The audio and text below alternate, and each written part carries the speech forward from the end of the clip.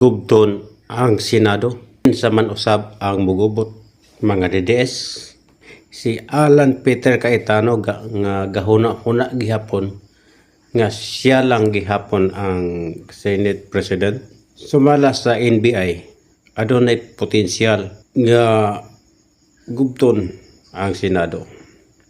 Kay hangtod di mga gutloa si Alan Peter Cayetano ug ang mga DDS dili gihapon makadawat nga si Sherwin Gatchaliana mauna ang acting Senate President ug siya na usab ang posible nga mamahimong presiding officer sa ipahigayon unya nga impeachment trial ni BP Inday Sara Duterte.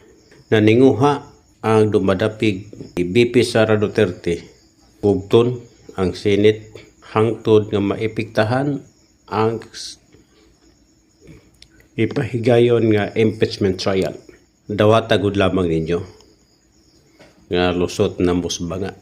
Kining inyong gihimo diha hearing sa flood control kanang 18 Marines kana aron lamang na paglihis or paglihis og pagguba sa investigation nga ilang yung punggan kutob sa ilang mahimo, labi na ni si Senator Rodante Marcolita gikan sa pundok sa INC ni Felix Manalo.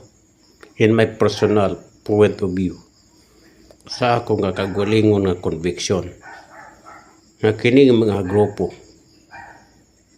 ilhan nga religious group sama sa kang Kibuloy o kang Manalo gigamit ni Duterte.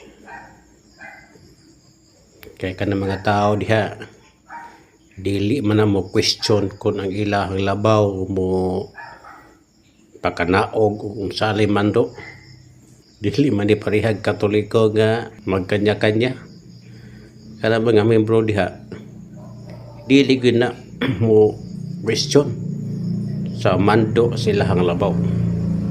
Ug mayong tuwad na sila. Ug mayong tikangkang na. Kung mayong ambak na.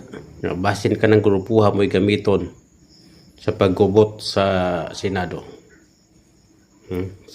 Kaysa akong sa akong kagulingon nga pagkigsusi maramag kining mga grupuha dunay potensyal or dunay puruhan nga mo apil ani mga grupo sa